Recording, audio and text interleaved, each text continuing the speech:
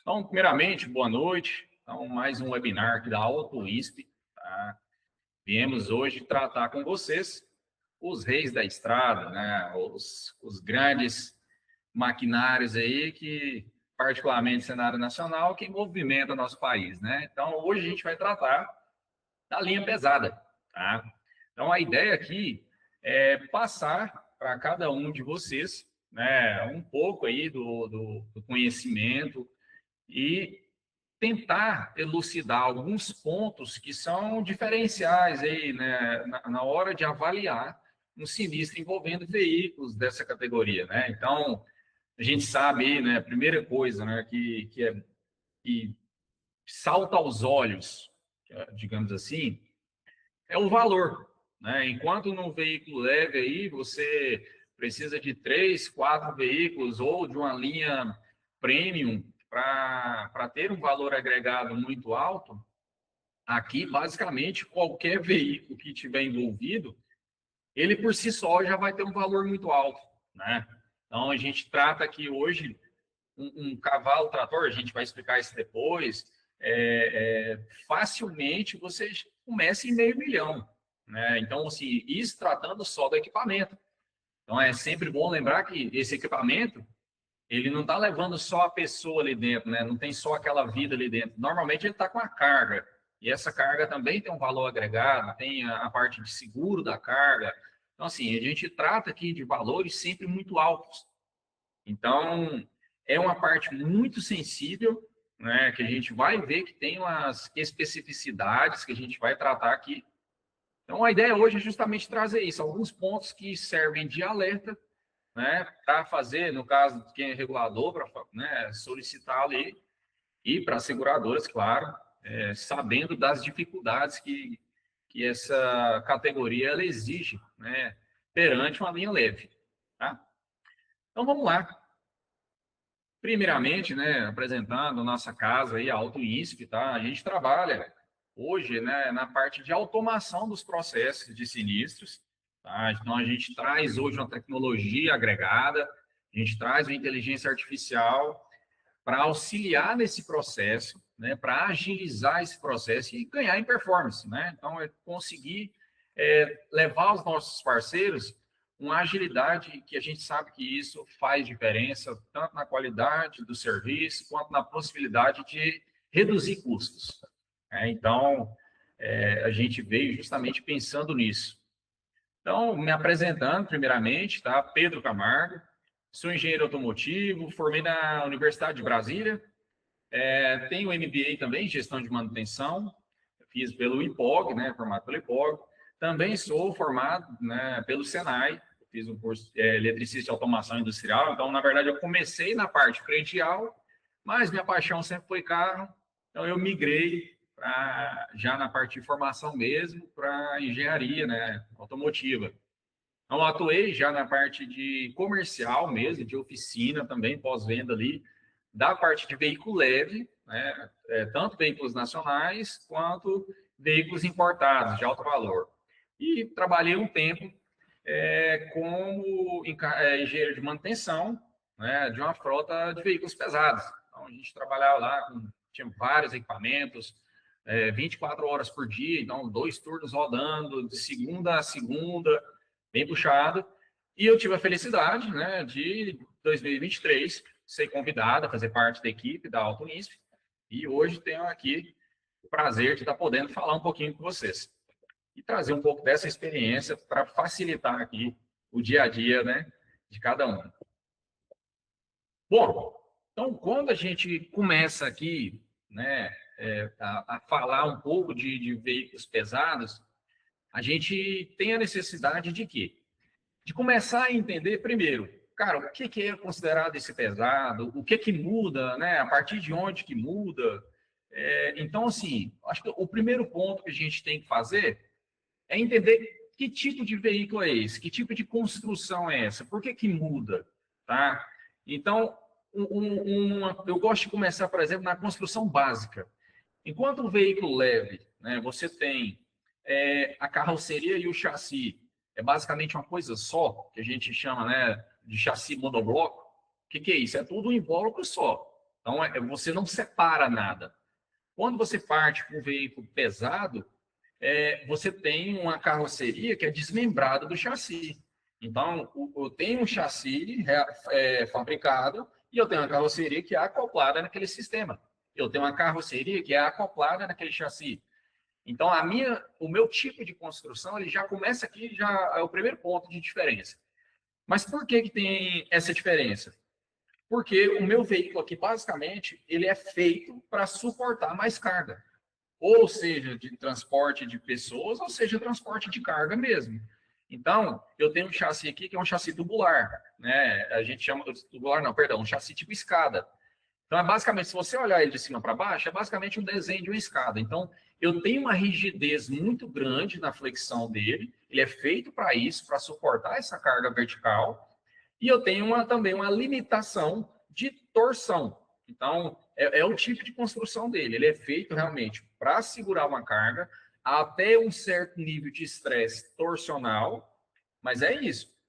Então, porque a função dele é essa, é para transporte de carga. Ele não é para você fazer uma trilha, não é para você fazer uma corrida, entendeu?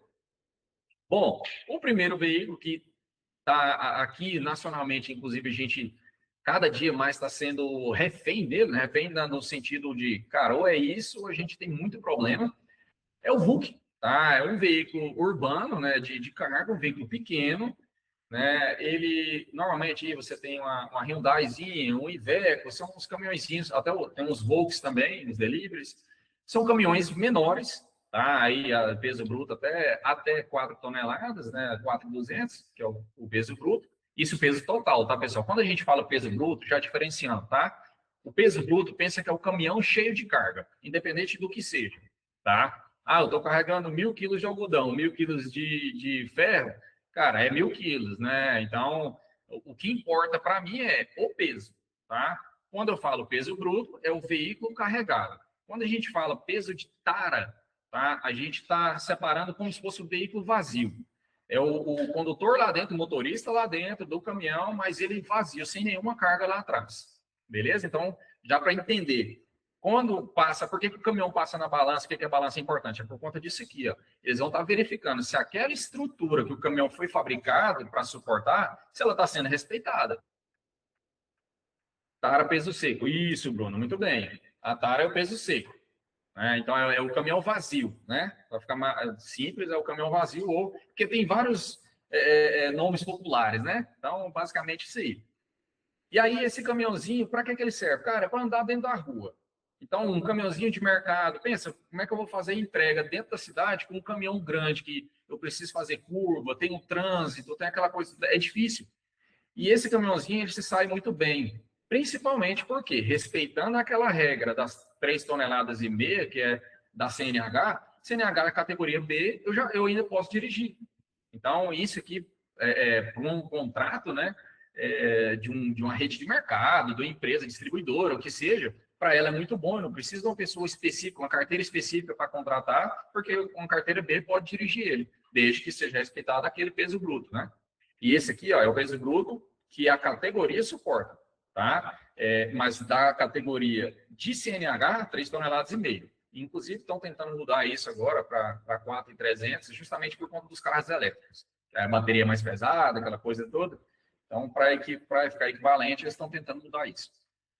Bom, próxima etapa, a gente passa para o caminhão toco, tá?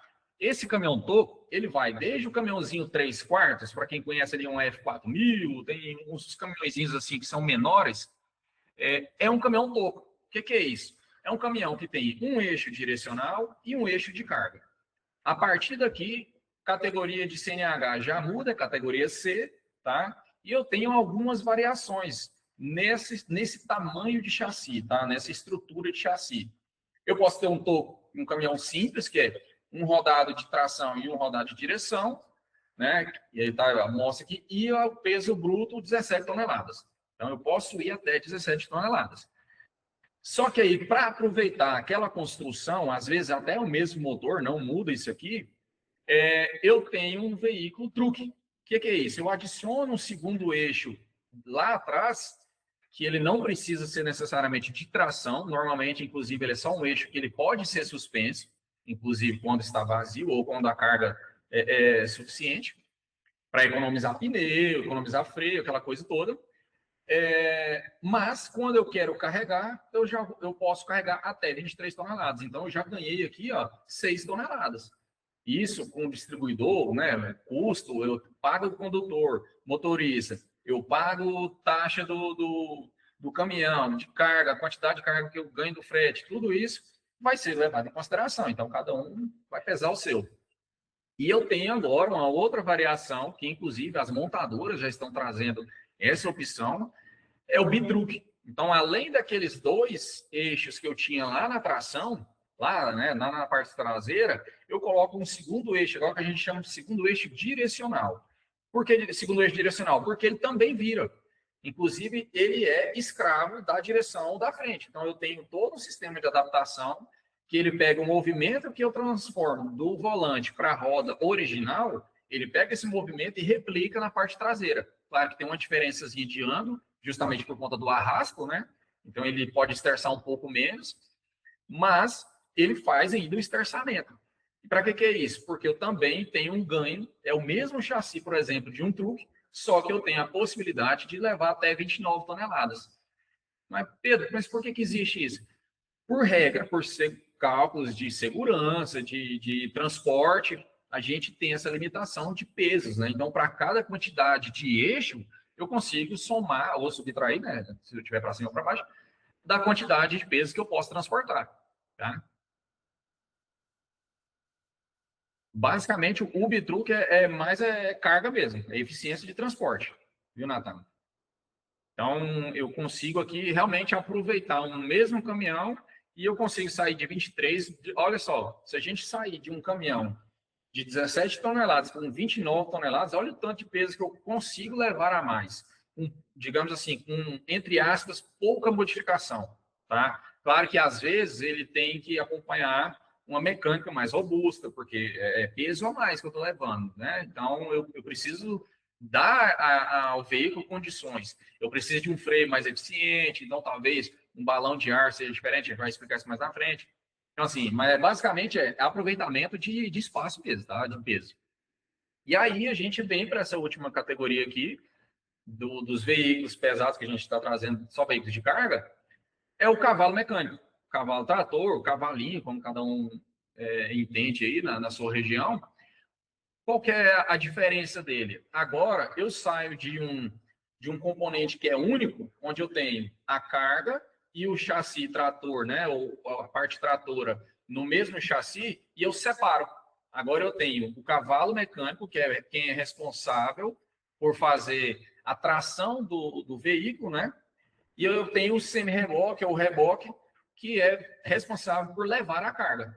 Né? Então, e nessa diferença aqui, eu tenho chassis diferentes, são números diferentes, então tem alguns acoplamentos que vêm a mais, algumas mangueiras. Então, assim, vejam que eu estou aumentando a quantidade de componentes e eu já aumentando a capacidade de carga, eu aumentei a quantidade de componentes. Então, veja só, que eu saí do caminhão toco, por exemplo, e fui para um truque, já tem uma bolsa de ar que a gente falou que o eixo pode ser suspenso. Por que eu vou sempre tocar nesse assunto, pessoal? Pensa que quanto mais coisa eu agregar, você concorda que a chance de um deles falhar é maior? Então, assim, eu tenho um conjunto maior de possibilidades. Então, quando eu vou fazer uma vistoria uma perícia de um veículo desse, eu tenho que entender todo o contexto que ele tem, né, que ele entrega, para poder justamente conseguir identificar onde pode ser e onde não pode ser. Bom, entendemos então que existem algumas categorias de veículos de carga, né? E vamos então entender algumas mudanças, né? Bom, uma das primeiras mudanças que a gente sempre relata também é a parte de freio. Então, falei. Pode falar, Bruno.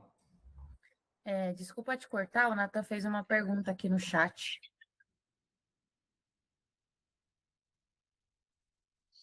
Você fala da vantagem do bitruck? Só para você não perder o time do Não, bitruck. essa eu respondi. Falei que isso é basicamente mesmo de transporte de carga, tá? Desculpa, eu que não ouvi, então, desculpa. Tudo bem. Bom, vamos lá. Então, eu falei que a construção do chassi, ela é diferente, mas não se limita a isso, tá? Então, eu falei que eu tenho um chassi, que agora não é monobloco, é do tipo escada, eu tenho uma carroceria que é acoplada ali, evite sobrepeso e suspensão dianteira. Isso. Justamente, porque para eu conseguir carregar mais peso, eu necessariamente, por regra, né, eu tenho aquele limite de peso de 6 toneladas no eixo dianteiro, e aí eu sou obrigado, para chegar nos 29, eu sou obrigado a colocar o segundo eixo direcional. É por isso. Então, para eu conseguir transportar mais carga, chegar nos 29 toneladas, aí eu sou obrigado a colocar o segundo eixo direcional, que vai fazer a distribuição e manter no máximo 6 toneladas por eixo ali. Bem lembrado aí, Lopes. Obrigado. Bom, então agora eu tenho o freio pneumático. Tá? Então, um veículo convencional, um veículo leve, o que a gente tem? A gente tem um freio hidráulico. Né? Então, eu tenho um acionamento de compensação mecânica ali, e ele usa o princípio físico, que multiplica a força daquele fluido para poder acionar os freios. Então, a gente tem hoje também com ABS, inclusive os veículos pesados também têm esse dispositivo, tá? Só que a gente começa com um diferencial.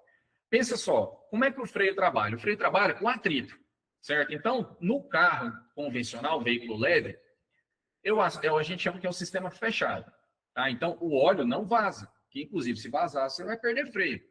Mas aí o que acontece? Você pressiona o pedal de freio, passa pelo multiplicador de pressão, aquele óleo pressurizado vai até o freio, né? A parte de freio em si, seja por disco, seja por tambor.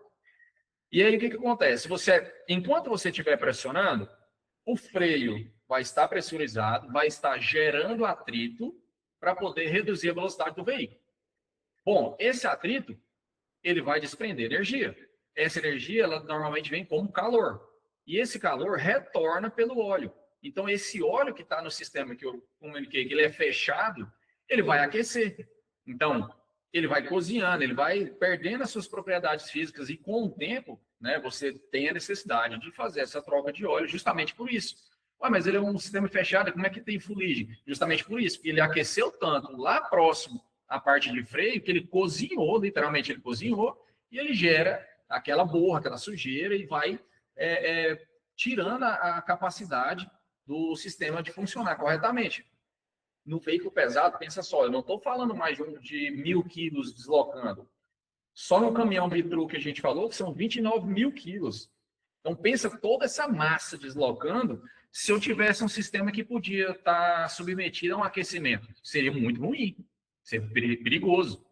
Então, no pneumático, é um sistema aberto. Eu pisei no freio, ele acionou. Quando eu tiro o pé, aquele ar que eu estava usando, ele vai embora, ele escapa. E eu retorno com um ar novo. Tá? Então, é um ponto diferencial do sistema de carga, é justamente isso. Do veículo pesado é justamente isso, que ele traz um freio pneumático. Uma suspensão também diferente. Eu tenho que ter uma suspensão reforçada. Eu vou tratar com carinho aqui depois também da parte de suspensão. Eu tenho o eixo trativo direcional, né, o que a gente falou. Natan perguntou aqui, né? O limite de peso. A partir dos veículos categoria C, tá? Que a gente de condução, né? De habilitação, categoria C, tá? Os de 13 toneladas é o toco, né? A partir do toco. É porque dentro do toco você tem a divisão, mas a partir do caminhão toco já passa para freio pneumático. Beleza? O Natan tinha perguntado aí se existe um limite de peso, né? Então, basicamente, a partir do caminhão toco já passa para o freio pneumático. Tem uns pequenos desses books que já tem também, tá? Mas a obrigatoriedade do veículo de carga. Bom, eu tenho o eixo trativo direcional e eu tenho o pneu também, que tem um diferencial que a gente vai tratar ali, não só da construção, da robustez, mas é o que a gente chama de recapagem. A gente vai tratar com carinho daqui a pouco. Algum dúvida, pessoal? Por aqui, até aqui, tá tudo bem? Se alguém tiver, se achar que tiver devagar, a gente acelera, se tiver rápido, a gente dá uma freada também, tá? Isso, Lopes falou do travamento. É isso mesmo, Lopes, eu vou tratar justamente agora. Cara, o que acontece? Então, vamos detalhar aqui a parte de freio. Como que funciona esse sistema, tá? Eu tenho acoplado. Então, antes eu tinha, vamos supor, vamos pegar um carro pequeno, modelo completo, que a gente chama hoje no mercado. Então, eu tenho o motor básico ali, eu tenho os periféricos, né? Então, eu tenho um alternador, eu tenho uma bomba de direção hidráulica, ou os temos elétricos, não precisa, mas vamos considerar que tem uma bomba de direção hidráulica. Eu tenho um compressor de ar-condicionado, e agora, além disso tudo, eu acoplo mais um sistema. Então, olha só, eu tinha um chassi diferente, a gente falou lá da parte de carga, então eu estou acrescentando mais uma coisa aqui, compressor de ar. Eu não falei que quando eu pisava no freio, aquele ar ia embora, eu tenho que repor. Como que eu faço essa reposição? Através de um compressor de ar. Esse compressor de ar ele passa por válvulas, né? Essas válvulas, elas fazem ali tanto a distribuição do sistema, que é bem simplificado, claro, né? Mas eu faço a distribuição e a regulação. Então, esse ar não pode ter uma pressão baixa, porque se eu tiver pressão baixa, meu sistema vai ser ineficiente. E se eu tiver uma pressão muito alta, eu posso ocasionar um vazamento de ar, que pode ser prejudicial também para o meu sistema. E eu tenho um equalizador, que é conhecido também como balão, né? Um reservatório de ar. Então, eu não posso ter simplesmente um volume de ar o tempo todo, eu preciso ter uma pressão suficiente. Então, para isso, eu armazeno uma quantidade de ar, pensa que é um balão de festa mesmo ali, ó. Pensa que você fez um furinho nele, mas continua enchendo. Então, essa é a ideia, de você repor aquele ar ali para manter o balão cheio. A ideia é essa, que eu preciso ter uma pressão de funcionamento. E o sistema utiliza para a frenagem em si, o que a gente conhecido que é câmara de freio ou cuíca de freio, tá? É esse camaradinho que está aqui no canto. Bom, como que esse camaradinho funciona? Quando o caminhão está parado, tá? Você está com ele desligado, essa mola aqui, ó, ela pressiona o sistema e freia o caminhão. É como se fosse o freio de estacionamento, né? O freio de mão. Seria esse camaradinho aqui. Então, quando eu estou parado, ele está sem ar. Então, o que o Jaldson Lopes aqui, né, falou aqui, justamente isso, cara.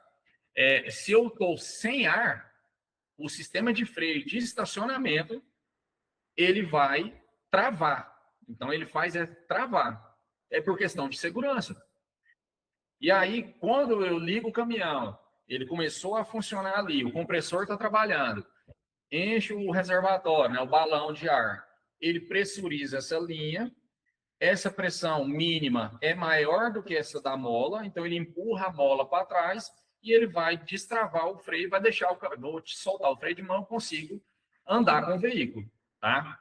A partir do momento em que eu uso o pedal de serviço, do freio de serviço, aí sim a mola da parte da cuíca de serviço, ela vai acionar e fechar o freio, acionar o freio. Bom, esse cara aqui, ó, é como se fosse o cilindro de freio ali para a gente, né? Um comparativo. Ele faz essa regulação da pressão. E aí, ele aciona um sistema que a gente chama de catraca de freio, tá? Essa catraca, ela vai girar um eixo que é quem efetivamente aciona o tambor de freio. Esse eixo a gente conhece como o eixo S, tá? Muitos conhecem como o eixo S, ou eixo câmbios de freio. Ele é literalmente uma barra, normalmente redonda, né, circular, com um S na ponta. Então, quando você aciona o freio, que a cuíca empurra, faz o movimento dessa rotação desse eixo S, esse S, essa voltinha que tem do S, é quem faz empurrar a lona de freio para gerar o atrito e diminuir a velocidade do caminhão. E aí é onde que está o problema. A manutenção desse componente. Tá? Então, eu preciso ter uma manutenção constante, tanto das lonas de freio, quanto desses eixos, catracas, esses dispositivos que fazem o acionamento. Por quê? Se eu preciso desse eixo S, dessa voltinha do S para fazer o acionamento, concorda que se ela desgastar, eu vou ter um sistema falho, um sistema menos eficiente? Ou, por exemplo, se eu deveria empurrar um pouco e já acionar o freio, mas a lona está gasta, eu estou tendo que empurrar muito, eu estou colocando em risco. E aí, que hora que aparece isso? Nesse eixo S, ou quando ele está desgastado, ou quando a lona está muito desgastada, ele passa de onde ele deveria ir. Então, vamos supor que ele deveria rotacionar 90 graus, só que ele está desgastado, ou a lona está desgastada, e aí ele rotaciona 120. Então, ele passou de onde deveria ir. E aí, o que acontece? Ele trava e não volta. Esse mecanismo é o que a gente chama, né, de virar o eixo S, ou virar o S. Então, quando essa terminologia é usada na parte de linha pesada, é justamente isso. O caminhão virou o S. O que é isso? É o sistema de acionamento do freio passou de onde ele deveria travar e travou acionado. Qual que é o risco? Você vai manter o veículo freando, e isso pode acontecer em apenas uma roda. Então, pensa, eu tenho uma carga muito grande que está empurrando ali e eu tenho uma roda só tentando segurar. Não vai dar conta. E ela vai superaquecer. Então, ela pode, né, levar aqui ao sinistro. E aí pode ser um sinistro de uma colisão, de um acidente, ou pode ser também até um incêndio. Então, esse atrito fica tão grande, tão alto ali, que fica incandescente. E aí, vamos supor, normalmente você usa o freio na descida. Então, o veículo está descendo lá e o condutor, o motorista, está pisando no freio. Ele virou o S, ele não percebeu, porque a carga está empurrando. E aí, ele vai superaquecer, mas ele tem ventilação. Só que aí, chegou na baixada, porque ele vai começar a subir, a sua velocidade reduz e a ventilação também. Aí que ocasiona o incêndio, porque a temperatura está muito alta, ele só não tinha incendiado porque estava tendo ventilação, então quando reduzia a velocidade, perdeu a ventilação, ele superaqueceu e é a hora que tem o risco do incêndio. Então a gente tem acidentes, né, sinistros de acidente ou de incêndio que são causados justamente pelo sistema de freio. E aí, pessoal, chama atenção mais uma vez. É um tipo de caso, né? Essa categoria é mais difícil de trabalhar mesmo, a gente tem que estar atento aos detalhes, porque eu tenho que estar vendo esse freio, eu tenho que verificar como é que está aquela vida útil dele. Então, eu tenho que desmontar. Então, pense que para eu fazer essa desmontagem, eu preciso de um suporte melhor. Então, eu tenho que tirar uma roda, eu tenho que verificar por fora, ver como é que está, ver se tinha um desgaste excessivo ali. E isso já, por si só, já é uma dificuldade, né, que a gente tem nessa categoria, tá? Alguma dúvida aqui no sistema de freio? Tá tranquilo? Tem uma dúvida. Pode falar. Isso que você explicou, então, digamos, para um sinistro seria falta de manutenção do veículo. Justamente. Aqui seria ausência de manutenção, Ah, beleza. tá? Obrigada. Porque aqui dificilmente você tem um sistema que esteja efetivamente bem manutenido, ele vai falhar dessa forma, entendeu? Porque eu preciso do eixo S desgastado, eu preciso de uma catraca ruim, ou de uma lona muito desgastada, ou até mesmo o tambor de freio, tá? Porque às vezes o cara troca a lona de freio, viu o eixo S, mas o tambor estava caro, ele falou, cara, eu não vou trocar um tambor não, mantém ele mais uma vez aí. Só que o tambor desgastou, lembra que é atrito? Aí ele criou uma perfuração lá por dentro. Então, de qualquer forma, ele ficou longe. Então, a gente vai verificar tudo isso, vai ver se tem aquela perfuração por baixo. Sim. Eu já peguei um caso que a panela de freio caiu e pegou em veículo leve. Então, aí é um desgaste assim muito acentuado do tambor de freio e ele ocasiona isso. Então, ele pode, né, ele vai aquecer, esfriar várias vezes até o momento que ele causa uma trinca e essa trinca pode evoluir para uma quebra, né, uma falha total e essa falha pode projetar componentes. E aí é fatal, que pensa um componente desse que é pesado pra caramba e em alta velocidade, isso é uma arma, né? Sim, beleza, fechou, obrigada. O Lopes perguntou aqui quantos quilômetros é preciso fazer a manutenção. Aqui é uma manutenção preditiva, tá? É uma que a gente vai fazendo o acompanhamento dessa vida útil, porque depende muito da carga que ele está levando, do trecho que ele trabalha. Então, assim, não dá para especificar quantos mil quilômetros que eu vou ter que trocar esse tambor. Mas eu tenho, por exemplo, pela fabricante, a fabricante me fala, olha, eu tenho um limite de 2 milímetros de desgaste desse tambor, tá? A partir do diâmetro original, eu posso desgastar até 2 milímetros, se passou disso, eu tenho que descartar. É igual o disco de freio. O disco de freio, a gente vê na espessura dele, né? A gente vê no perfil dele ali. Inclusive, grande parte das fabricantes fazem até um ressaltozinho lá, e que aí quando você atinge aquele ressalto, acabou. O disco de freio obrigatoriamente tem que ser trocado. Aqui é a mesma coisa. Então, você vai acompanhando esse desgaste, porque muitas vezes o material de atrito que é feito para desgastar é o da lona de freio. É fácil realizar a inspeção do freio em veículos pesados ou só com desmontagem? Bom, aqui a gente tem, primeira coisa, a lona de freio, eu consigo fazer a inspeção visual na janela de inspeção. Então, atrás do cubo ali, ele tem uma janelinha, tem uns furos, né? Que você consegue visualizar a lona de freio. Então, ali eu consigo ver superficialmente como que está o desgaste, né? Então, só que se ela estiver deslocada, por exemplo, de lado, é um risco. Então, o mais correto a se fazer é numa manutenção, vai parar o caminhão, vai fazer aquela manutenção geral ali, é retirar essa roda, retirar o cubo e acompanhar, já faz lubrificação, troca de rolamento, faz isso tudo.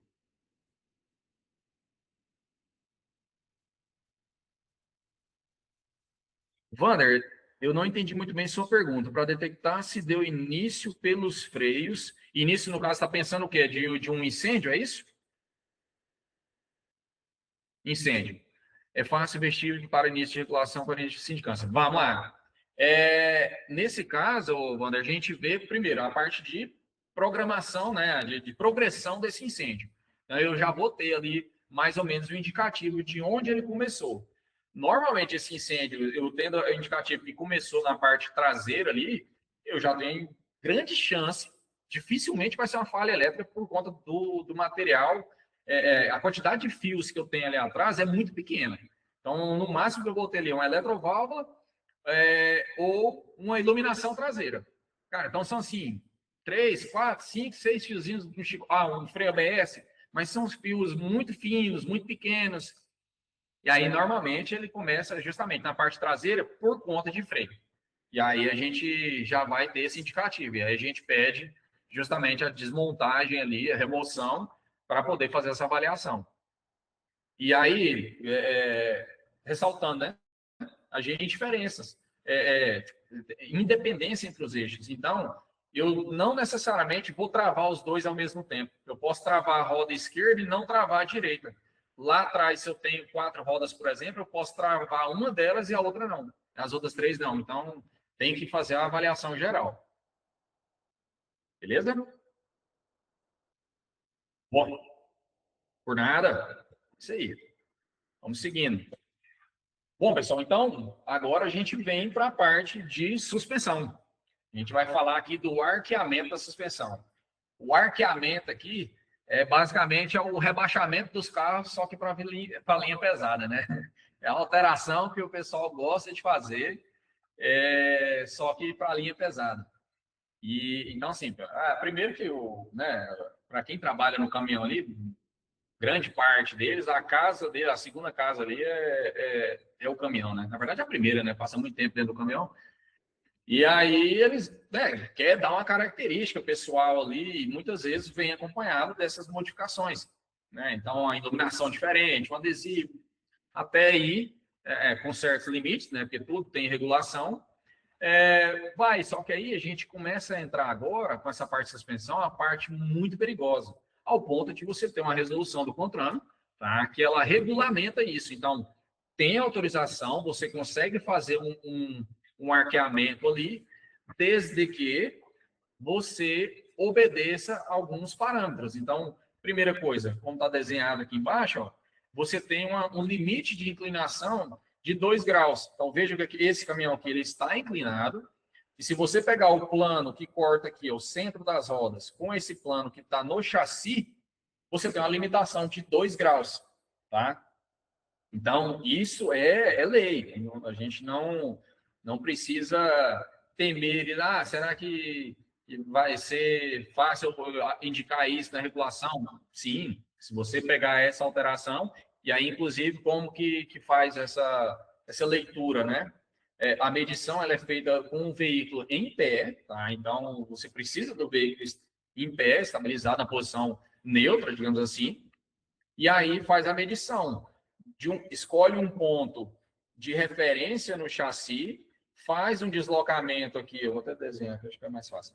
Eu faço um ponto aqui, desloco no chão 1 metro, faço a medição de novo no chassi.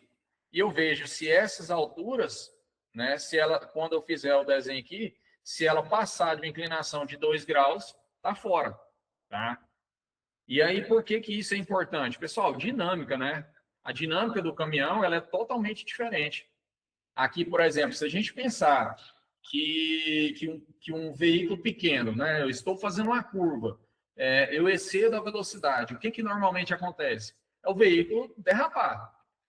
O caminhão, o veículo pesado, devido à sua característica física mesmo, ele tende a tombar antes de atingir aquela velocidade que seria de derrapagem, né? Então, fisicamente, ele tem essa limitação. E aí, quando eu faço essa alteração da minha suspensão, que eu aumento essa suspensão aqui, ó, o que vai acontecer? O meu centro de gravidade, que estava numa determinada altura, ele vai ser alterado. Essa alteração, se ela for suficiente, ela pode fazer o caminhão tombar. O cara está acostumado a passar na mesma estrada lá várias vezes, né, na mesma rodovia, várias vezes, faz aquela curva sempre a 60 km por hora. Mas ele resolveu fazer uma alteração da suspensão do caminhão para deixar mais bonito e tal. Levantou a suspensão, excedeu essa inclinação máxima e ele foi fazer aquela mesma curva da rodovia a 60 km por hora, o caminhão tombou. Ele ficou sem entender por quê, mas justamente por isso, porque ele excedeu e esse centro de gravidade ficou alto o suficiente para fazer pendular e tombar. Então, a gente já passou por casos aqui, a gente já teve carregamento de fruta e verdura, um outro tipo de carga que sofre muito, tem muita sensibilidade aqui em relação a isso. Carga viva, né? Principalmente bovinos, né? Que pense que uma vaca vai fazer uma simplificação muito grande. É um pirulito. Então, você tem um peso muito, muito grande, concentrado na parte superior, e eu tenho as pernas ali, que é o palitinho. Então, ela pendula muito fácil. Então, tem essa movimentação muito grande.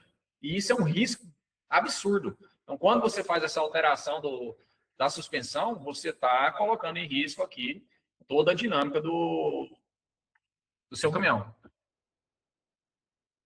O Wander perguntou aqui, hoje podemos ver alguns caminhões tocos que levam muita traseira para suportar cargas. Essa alteração pode prejudicar no uso diário do veículo. E também temos um ponto de colisão traseira. Isso. Altera, sim, a originalidade do veículo. Aí aqui, Wander, bem citado aqui, ó, a gente tem, por exemplo, eu até deixei destacado aqui embaixo, a altura do para-choque. Quando eu levanto essa suspensão, o para-choque original, ele também vai acompanhar. E pensa que eu estou fazendo em ângulo, né? Então, a altura que eu levanto aqui próximo ao eixo, em relação ao solo, ela é menor do que a ponta, porque está angulado, né? Então, o reflexo disso lá no final vai ser muito maior. E aí, o que a gente precisa ver aqui? Que tem resolução também que, obrigatoriamente, esse para-choque deve ter, no máximo, aqui, ó, do chão até o para-choque, no máximo 40 centímetros. Tá? E por que é isso? Para evitar justamente que um veículo que venha colidir aqui na traseira, ele vá para debaixo do caminhão. Olha a rigidez, olha o peso que tem um veículo desse. Se eu colocar um veículo leve colidindo na traseira, a chance de machucar, de dano à vida, é muito grande. Então, tem que ter essa limitação também por isso. Inclusive, há pouco tempo, tem dois youtubers aí que tinham, né? Era pai e filho. Eles rodavam em caminhões que estavam arqueados, acima do limite, inclusive. E, numa infelicidade, o caminhão, eles estavam um atrás do outro, eles andavam sempre junto, cangado ali. E aí, o da frente precisou frear, o de trás não conseguiu, e ele entrou para debaixo. Infelizmente, um deles faleceu. Então, assim, é um risco que está associado. Então, uma coisa que a gente vai olhar também na parte de sinistro cara, se eu estou cuidando do caminhão, como é que estava a suspensão dele, qual o risco que ele assumiu, ou se eu estou com um carro leve, um veículo leve, eu vou ver se a suspensão do veículo estava correta para poder ocasionar aquele dano no teto, né? Normalmente está no teto. Tudo bem até aqui a suspensão? Aqui, a Bruna até fez um comentário também. Já peguei um leve, uma Maverick, que ele modificou a suspensão e ele passou um desnível e a suspensão quebrou. Mandei para a companhia e foi negado através do laudo do engenheiro. É isso mesmo. Porque o que vai acontecer também? Quando você faz essa alteração da suspensão, você pode fazê-la forçando a mola, tá? Curvando essa mola, ou você pode fazer um complemento no feixe de molas. Então, aqui em amarelinho aqui, ó, o feixe de molas, né? Que é o tipo de suspensão, são feixes, São várias lâminas que eu tenho de aço sobrepostas aqui, travadas, né, no eixo do veículo. E aí, o que vai acontecer? Eu posso, ou na mola guia, eu posso aumentar essa curvatura dela, que aí eu vou distanciar do ponto de fixação, ou eu posso aumentar a quantidade de lâminas, né? Para o veículo pesado, tudo bem. Quando eu tiver a carga em cima que estiver forçando, ela vai entrar no estado de equilíbrio, até certo ponto, né? Só que o veículo vazio, por exemplo, ele vai ficar muito leve. Não sei se alguém aqui tem caminhonete, já teve a oportunidade de dirigir uma caminhonete. Ela vazia, dependendo do modelo, ela salta bastante, fica desconfortável. E aí, quando você põe peso, já, né, até tinha um colega que fazia isso, ele andava, tinha uma caminhonete, mas rodava mais, era na rua, ele colocava um peso, tipo uma barra de concreto lá atrás, para dar um peso e a caminhonete ficar mais confortável. Eu falei, cara, não, é muito ruim para andar aqui, a cidade tinha muito quebra-mola, é muito chato. Então, isso vai acontecer também. E aí tem esse risco de impacto, né, no salto. Bom, vamos dar uma acelerada aqui um pouco.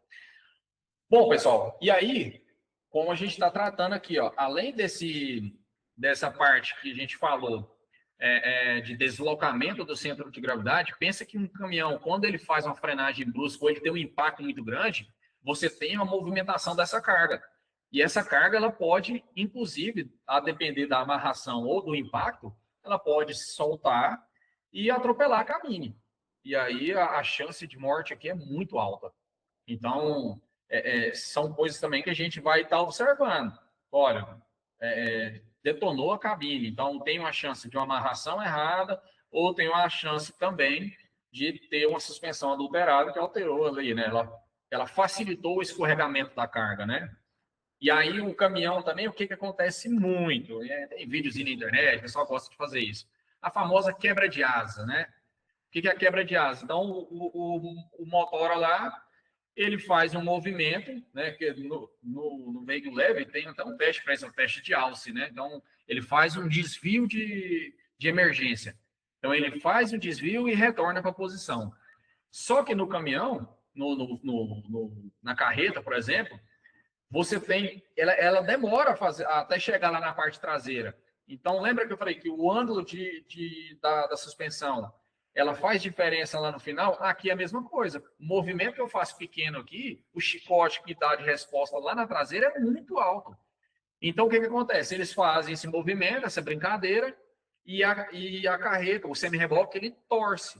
Então, você pode ocasionar trincas no chassi, trincas no eixo, e esse retorno para a posição original, ele pode causar tombamentos. A gente já teve tombamentos de veículo pesado por conta disso.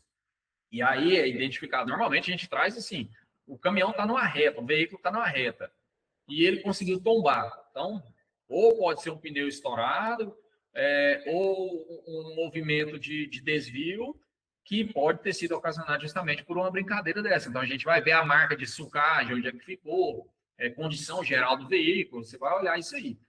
Mas são pontos, né, mais uma vez, são coisas que o veículo pesado ele exige que a gente esteja bem atento.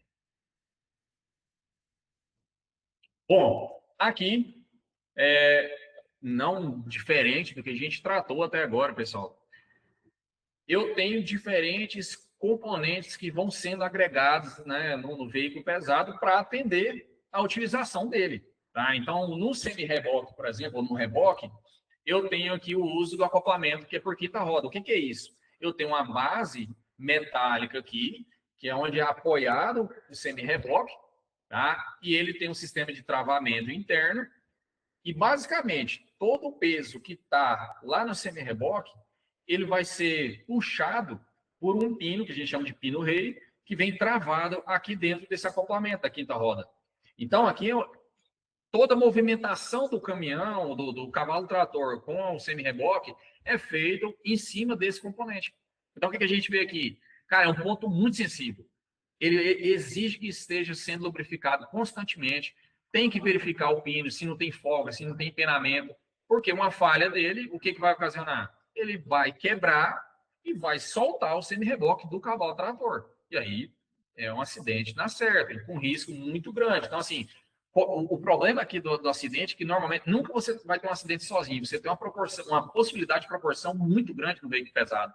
Então, eu descarrilhar um semi-reboque desse, ele pode tombar na via, né? E aí o risco que está muito alto.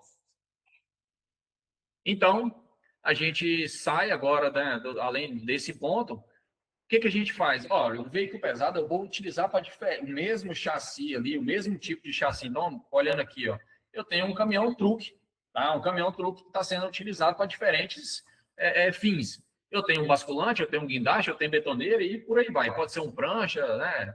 Entre outros. E o que eles têm em comum?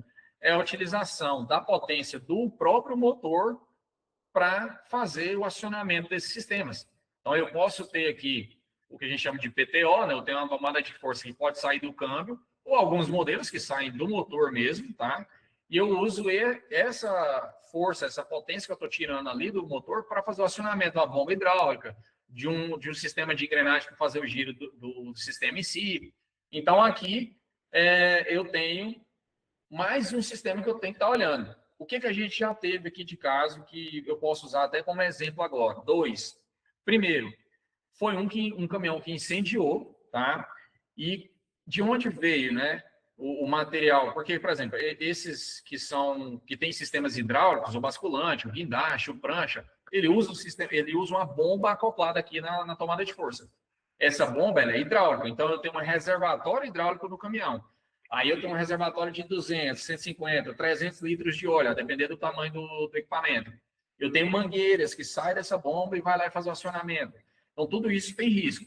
E nesse veículo em si, o proprietário tinha trocado uma dessas mangueiras, ele usou uma mangueira que foi mal prensada, ou não sei se já estava velha, mas o que aconteceu? Essa prensagem, ela rompeu.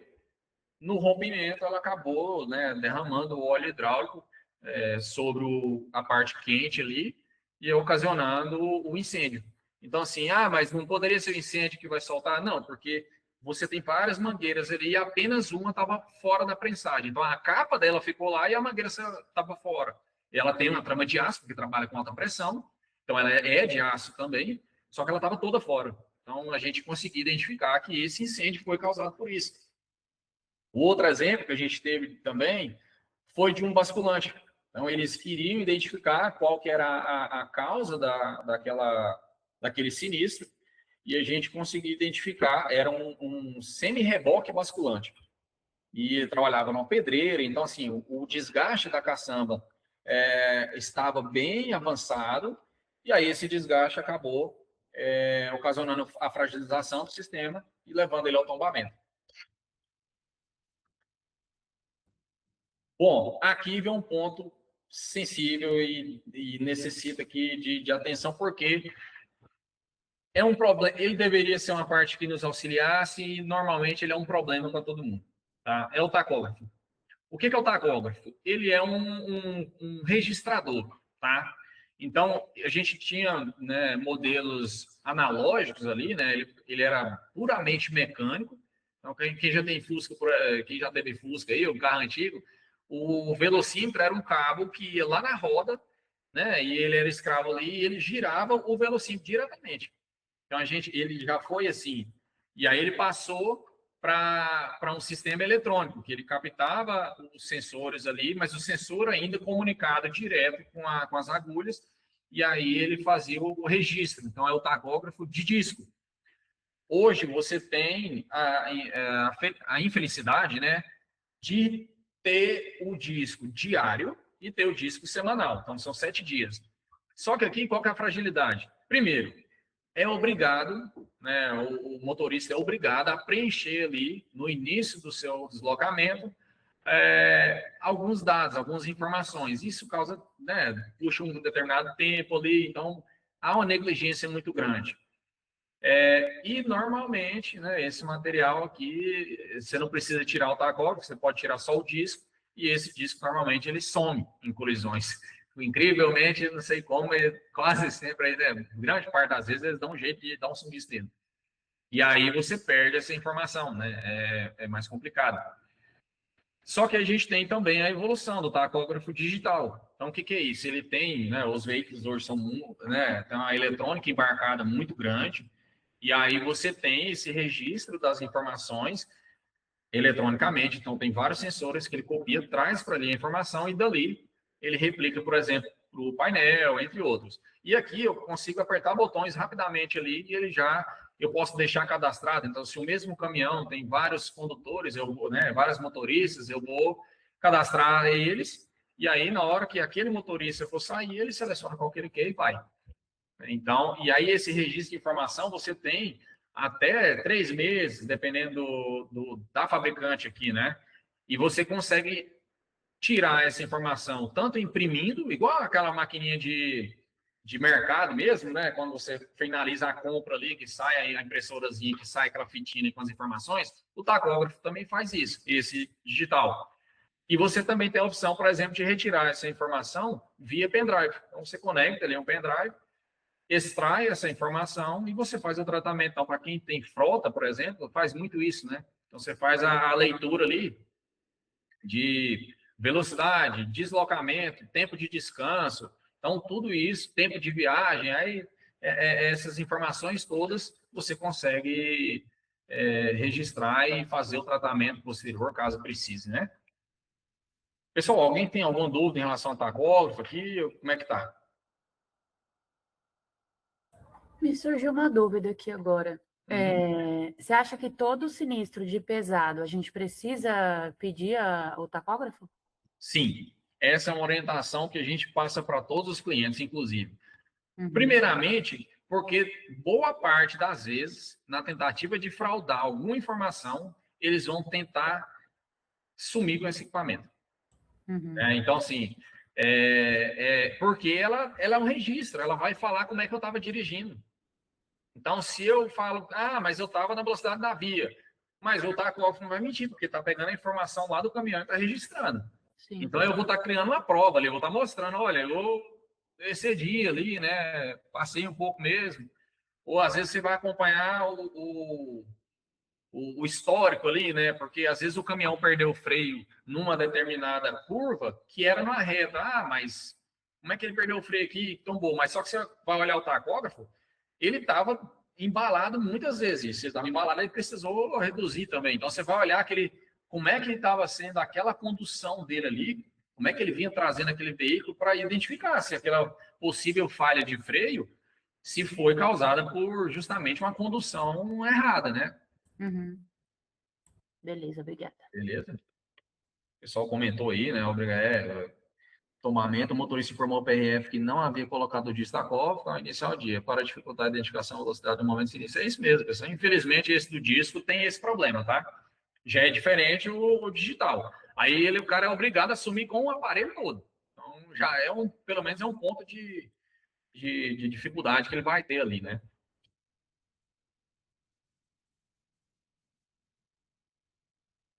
Não, são nomes diferentes aqui, Faustino, que você vai usar para o sistema, tá? A validade da aferição são 2 anos, né? Tem isso também, tá? Bem lembrado aí, obrigado por ter lembrado desse detalhe. A validade são 2 anos, então a cada 2 anos tem que fazer a verificação, né? A aferição desse aparelho. Então você vai na empresa cadastrada, certificada, igual essa de vistoria, né? E aí, isso. E aí você faz a aferição e verifica, né, e confere se está tudo certinho.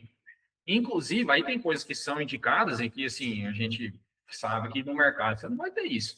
Por exemplo, ele fala que se você mexeu no diferencial, se mexeu no troca de pneu, trocou os pneus, ou fez qualquer modificação, manutenção ali, você deveria fazer a aferição de novo. Pô, eu fiz a aferição, tem 6 meses, aí eu vou trocar os pneus do caminhão agora. Gente, é custo, né? Então, assim, dificilmente a gente vai ver o mercado fazendo isso, né? Mas, por lei, está falando que é orientado a isso. Bom, e aí aqui a gente, né, tratando aqui a parte da força de impacto, a gente comentou isso algumas vezes, e aí nas colisões, pós-colisão, né, a gente vai ter que olhar isso. Então, eu tenho uma limitação, por exemplo, se eu tiver um atropelamento de cabine, eu tenho que verificar, eu tenho que ver se tem uma torção de chassi, porque também, por lei, eu tenho essa limitação da torção do chassi, tá? Então, eu posso verticalmente ter essa diferença, eu posso longitudinalmente ter um empenamento ali, então o perito vai ter que estar acompanhando isso aí, tá? Trincas, né, que podem aparecer. Aqui o efeito canivete, boa parte das seguradoras, inclusive, já nega quando, por exemplo, o semi-reboque causa dano no próprio cavalo trator. Normalmente, o que eles falam? Cara, eu não posso falar que eu vou causar dano a mim mesmo. E eles já desconsideram. Então, se acontecer, quando fechar fechar o hélio, o efeito canivete, que fala, né? A carreta perde o controle e ela desloca contra a própria cabine. E aí, normalmente, eles já negam de cara. A gente teve um caso, foram 2 casos. Um foi que ele amassou a cabine e foi negado já direto, e o outro foi que houve um dano após esse sinistro, tá? O motorista levou o caminhão, porque tinha amassado uma parte da cabine e tal, acionou o seguro, tudo certinho. Ó, verificamos aqui, vamos pedir as peças, mas aí, caminhão parado, né? Aquela coisa toda, não pode ficar. Então, quando a peça chegar, você vai parar. Beleza. Quando o caminhão parou, ele falou, estava parado já com dano no câmbio. Ele falou assim, olha, o câmbio quebrou, foi por conta desse deslocamento, só que isso com 1 semana ou mais de diferença, e estava todo quebrado por dentro, todo moído. Uma agravo de dano. E não, mas aí, nesse caso, não. Nesse caso, não foi agravo de dano. A gente abriu, né, e verificou lá, era manutenção inadequada. Porque, primeiro, que ele não poderia causar dano a ele mesmo, né? O primeiro ponto seria nesse sentido. E o segundo, porque ele realmente era falta de manutenção. O óleo totalmente contaminado, tinha bastante limalha, então ali era sinal de que ele já vinha desgastando e, infelizmente, não fez a manutenção e perdeu. Bom, pneus. Aqui também, né, é uma parte bem sensível que a gente traz aqui para cada um, que é o quê? O veículo pesado, você tem a possibilidade de redução de custo utilizando um pneu recapado. Só que, pessoal, o que a gente tem que entender aqui? Tem um risco associado a isso, tá?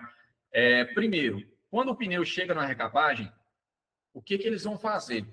Tem máquinas, né, que vão forçar esse pneu ali. Primeiro ele vai fazer uma raspagem, vai tirar o restante desse material aqui da banda de rodagem, faz um esforço nessa estrutura para poder tentar identificar algum rompimento de trama, de aço ali, né, da estrutura dele.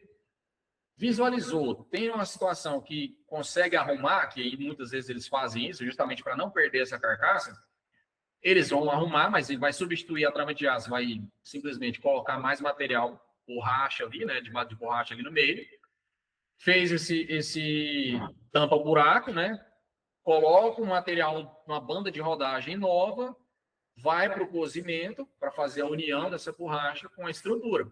Então, olha só que são etapas que estão suscetíveis a acontecer erros. Então, eu posso ter um erro na visualização inicial, que eu não identifiquei um rompimento da trama, ou eu posso ter um cozimento que não colou, né, corretamente ali, ou, futuramente, esse pneu recapado, quando ele é perfurado, por exemplo, entrou um prego, um parafuso, alguma coisa, e perfurou aquela banda de rodagem, ele possibilita o quê? A entrada de umidade para dentro da estrutura do pneu. E aí, essa estrutura, ela pode corroer, né? Vai oxidar ali, vai enferrujar e vai possibilitar a soltura ou o estouro do pneu, ou a soltura da recapagem. Então, você tem um risco aí de projeção desse material, quebra de um veículo terceiro ali, ou mesmo ocasionar um acidente.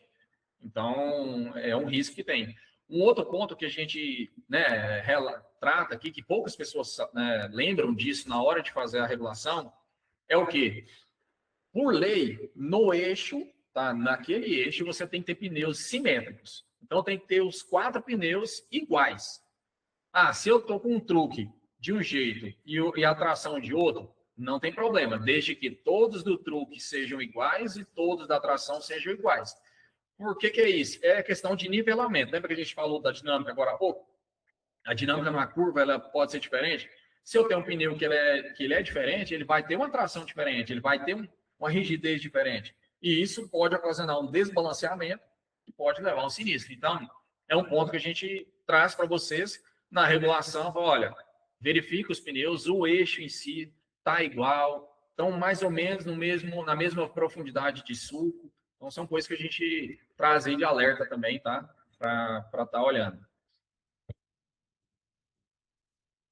Bom, então aí o olho treinado, né? Então a gente vai ver que a possibilidade de fraude, de adulteração, de rastreamento ou um tacógrafo que não vai ser acompanhado corretamente, o pneu que está irregular, o chassi que pode ter alteração, né? A suspensão arqueada, a gente vai estar observando.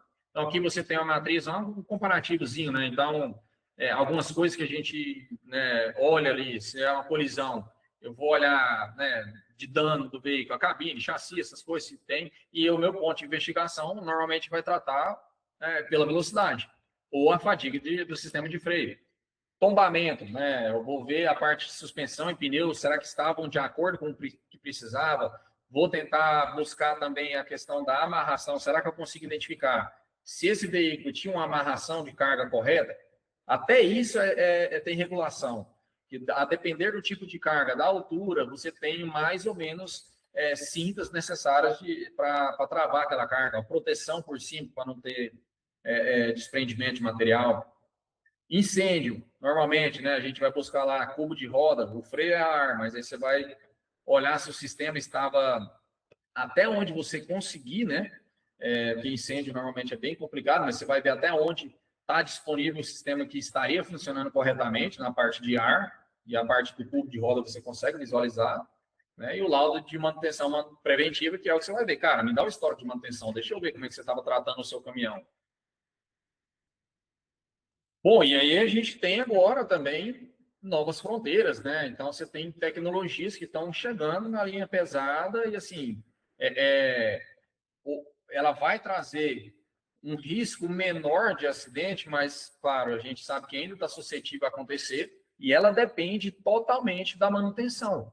Então, eu tenho ali um controle de faixa, eu já tenho controle de frenagem autônoma, eu tenho uma telemetria que vai estar me ajudando a identificar o que a gente chama, né, o EDR, né? Hoje, caminhões, inclusive Europa e Estados Unidos, já está obrigatório a partir de 2026 que os veículos venham com a que a gente chama de caixa preta.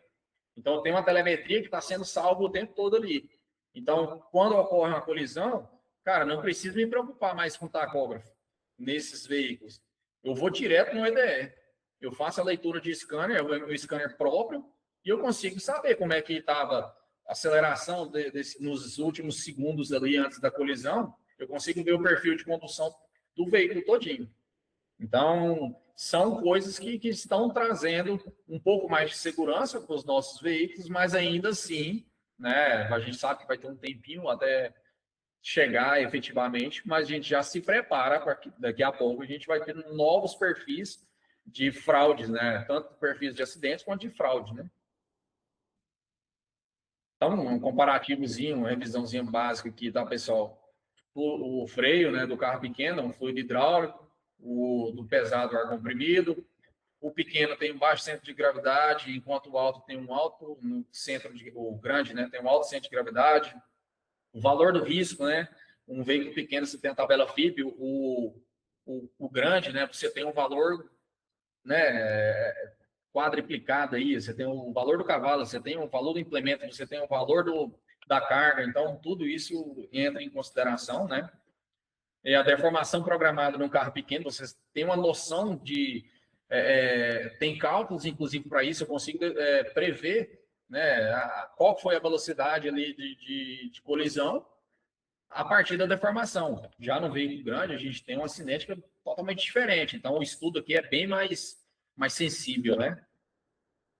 Então é isso, a gente fazendo uma revisãozinha aqui. Alguém quer falar alguma coisa já, pessoal? A gente fazer uma revisãozinha aqui? Quem tem alguma dúvida? A Jaqueline tinha mandado aqui, ó. Pode haver instalação de pneus de várias marcas em cada roda, com desenhos diferentes, a possibilidade de acontecer algo na frenagem? Então, aqui é pneu simétrico, tá? Então, normalmente, se você tem a marca de fabricação diferente, você também vai ter um desenho de pneu diferente. Por mais que ele siga ali, todos os pneus são mistos, mas aí eu tenho um da Goodyear, eu tenho um da Continental, um da Firestone, um da Pirelli, cada um vai ter um desenho. Inclusive, só para te falar, exemplificar, tá? De experiência que eu tive. Teve uma época que a gente trabalhava com um determinado fornecedor de pneu, tá? E esse perfil de pneu, o sulco dele era um sulco em V, tá? E o que acontecia? Eu tinha um desgaste melhor do que os outros no começo. Primeiro, o custo de aquisição dele era um pouquinho menor. O desgaste dele no começo, 2, 3 milímetros ali no máximo, era menor do que os outros, né? Então, por quilômetro, rodava mais com o mesmo desgaste. Só que a longo prazo, por ele ser em V, ele ia estreitando esse sulco, eu tinha redução de ventilação, eu tinha redução de escoamento de água, o pneu se acabava rapidamente e por fim, ele não se pagava. Então, eu pagava mais caro na aquisição por outra marca, porque ela tinha um sulco IU, né? Então ele era igual de cima e embaixo, e eu mantinha toda a propriedade daquele pneu, do início ao fim. Então, veja que é o mesmo tipo de pneu, um pneu misto, digamos assim, mas são marcas diferentes, são construções diferentes, e vai ter uma diferença na hora ele pode ocasionar uma diferença na hora da frenagem, tá? A Jaqueline, né, tinha perguntado. Pois é, pessoal, até quem foi que falou aqui? O Wander falou questão do nota fiscal. Então, isso aqui é um ponto muito importante para a gente. São coisas que a gente solicita em veículos pesados, né? O relatório do tacógrafo, né, que pode ser disco, pode ser fita, nota fiscal de carga, extrato de manutenção, né, relatório de manutenção desse veículo. Então, por que a gente vai avaliar um contexto geral? Não é simplesmente, tombou aqui, agora já foi.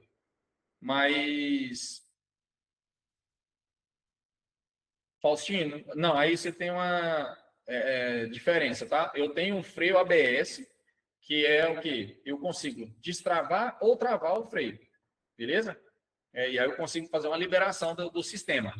Só que a parte de ajuste da lona, ela é feita ali com a catraca, né? Aquele pré-ajuste ali pode ser na catraca, tá? Então, não seria necessariamente no ABS. Eu tenho a catraca de freio, que ela é automática, que ela pode se autorregular, ou eu tenho a catraca que ela é manual, que o cara tem que ir lá e reajustar para poder empurrar começar já o mecanismo de acionamento da lona e deixar ele ajustado, beleza?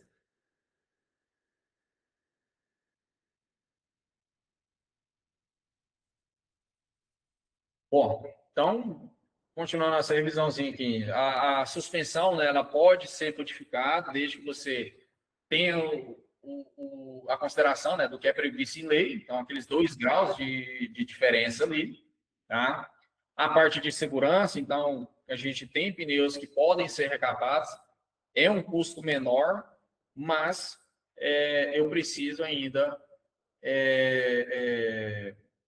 verificar aí a estrutura, né, ver como é que vai estar. Deixa eu ver, ele fez outra pergunta. Aparece alguma luz no painel indicando o desgaste das lonas, no caso dos caminhões mais novos? Depende da fabricante. Assim, ó, a parte de controle, Faustino, tem muita coisa que a gente tem no veículo leve que tem no pesado também, tá? Então, vai até, dependendo do que for, pressão de pneu, acho que pouco usada, mas sim, você tem todos os sistemas que você tem no veículo leve, você pode ter no pesado. Claro que a construção disso, né, o custo disso funcionar, ele é maior. Então, vai depender aí da fabricante, né? Do que ela vai conseguir fornecer para o mercado para manter o preço dela competitivo, né?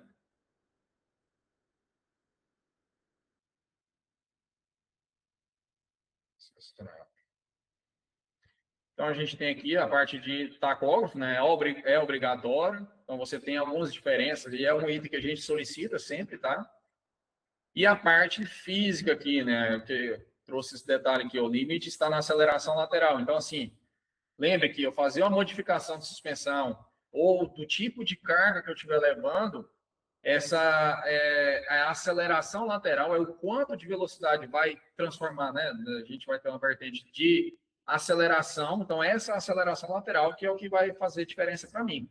Então, se eu tenho uma alteração de suspensão, eu vou ter uma variação, uma redução dessa aceleração lateral que eu posso suportar. E aí, claro, pode ocasionar um tombamento muito antes do que eu esperaria que acontecesse, né? Bom, chegamos à nossa revisão final aí, pessoal. Se alguém tiver mais alguma dúvida, a gente pode tentar tratar. Queria agradecer aí, né, a presença de todo mundo, a participação do pessoal. Nosso, né, mais um webinar dos pesados aí, o Carga Pesada. Se alguém tiver alguma dúvida, quiser abrir o microfone aí, tirar, a gente dá esse tempinho aí.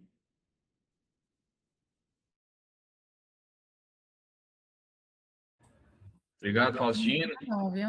Só queria agradecer mesmo por compartilhar aí o conhecimento. Sempre é bom. Obrigado, Bruno. Obrigado também pela participação, viu? Imagina, já quero os próximos, quero datas. Isso aí. A gente já vai divulgar, já a gente vai estar divulgando o próximo aí. O Lopes perguntou aqui se o caminhão faz vistoria de CSV. Faz também, do Lopes. Tem caminhão, por exemplo, que ele sai de fábrica truque normal e o proprietário deseja, justamente por questão de frete, né, quer melhorar ali o rendimento dele, e ele faz a instalação posterior desse segundo eixo direcional. É um exemplo do que vai ter que ter o CSV. Então, a empresa vai ter que ir lá e fazer essa alteração. Aí vai alterar a carga, vai alterar tudo, né?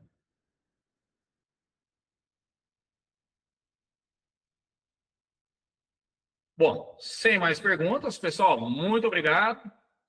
Tenham uma boa noite aí, uma boa sexta-feira. Não sei como é que vai ser para vocês aí, tá quase chegando, tá, vai ser mais meio ao feriado, se o pessoal vai emendar, se não vai. Então, bom descanso para vocês aí, tá? Tenham uma boa noite e até a próxima. Em breve aí a gente vai estar mandando o nosso próximo webinar para vocês. Obrigado, André. Isso aí, André, bem complicado, viu? Mas a gente está aqui justamente para isso, para dar auxílio, né, para dar o suporte para vocês aí, para facilitar esse processo. E a gente conta com vocês também, né, nessa etapa.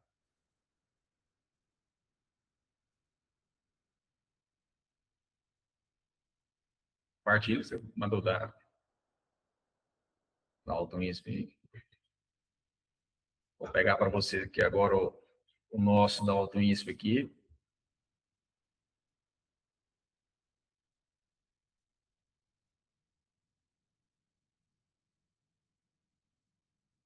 Ah, ótimo. Então acho que eu tô sem meu link aqui agora, Bruna. Eu vou te procurar lá no da Alton ISP, então, pode ser? Eu tô sem o meu aqui para. Pode ser. Já vamos compartilhar todo mundo. Isso, certinho. Deixa eu mandar o meu aqui, peraí. Se quem quiser compartilhar, à vontade. É bom, né? Vai que a gente se tromba por aí. Justamente. Todo mundo. Tá certo. Aí, ó, ela mandou o dela aqui também. Deixa eu deixar aberto aqui para você. Tudo bom. Certinho, obrigado. Boa noite. Tchau, tchau. Obrigada.